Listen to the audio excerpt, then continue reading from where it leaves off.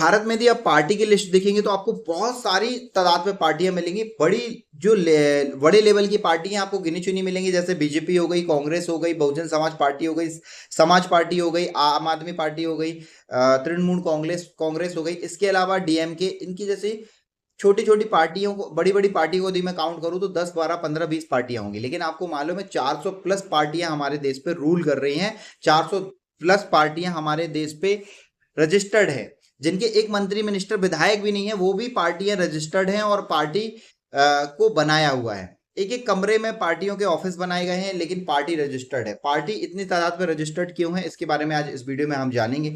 सबसे पहली बात तो किसी भी पार्टी को रजिस्टर्ड करने के लिए ज्यादा कोई लोगों की जरूरत नहीं है। पार्टी आप कुछ गिने चुने 15 20 50 100 लोगों से भी आप अपनी पार्टी को रन कर सकते हैं। दूसरा सबसे बड़ा प्लस पॉइंट ये होता है कि पार्टी को बनाने में पार्टी को जो फंड मिलता है वो होता है टैक्स फ्री। सबसे ज्यादा यूज किया जाता है पार्टी को टैक्स के बचाव के रूप में। छोटी छोटी पार्टियों को बड़े बड़े टैक्स फंड देते हैं कि इस पार्टी को हम फंड दे रहे हैं 50,000 रुपए, 1 लाख रुपए, 5 लाख, 1 करोड़, 5 करोड़।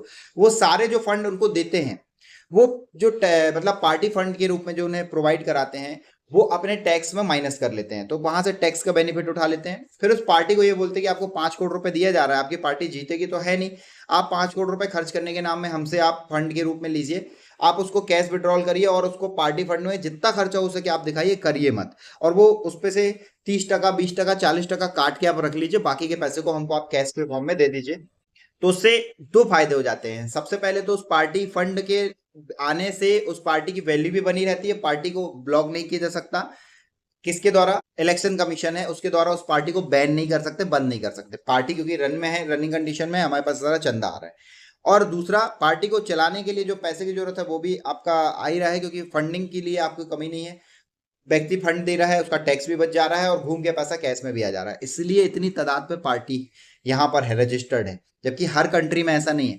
अधिकतर कंट्री में आप देखोगे 2 या 3 पार्टी ही आपको दिखेगी, कहीं कहीं तो 1 पार्टी 2 पार्टी भी दिखती है, ज्यादा पार्टियां वहां पे है नहीं है। रीजन यही है कि ये जो स्कैम के रूप में पार्टी का यूज किया जाता है, इससे बचाव करने के लिए वहां पे ज्यादा पार्टियों को नहीं बनने दिया जाता। लेकिन भारत में ऐसा कुछ नहीं है। आप अनलिमिटेड पार्टी बनाइए, एक कमरे में पार्टी चलेगी, किसी को कोई मतलब नहीं है, क्योंकि पार्टी का यूज और पार्टी को संरक्षण देने वाली भी बड़ी पार्टियां ही हैं।